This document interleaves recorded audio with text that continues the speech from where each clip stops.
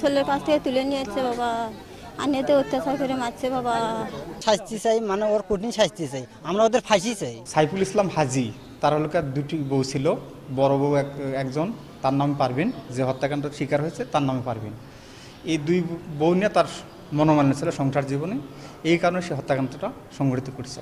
সাইফুলকে মূল যে অ্যাকুইজ ছিল তাকে আমরা গ্রেপ্তার করতে সক্ষম হই এবং তাকে প্রাথমিক জিজ্ঞাসাবাদ করলে সে হত্যাকাণ্ডের সাথে জড়িত বলে স্বীকার করে।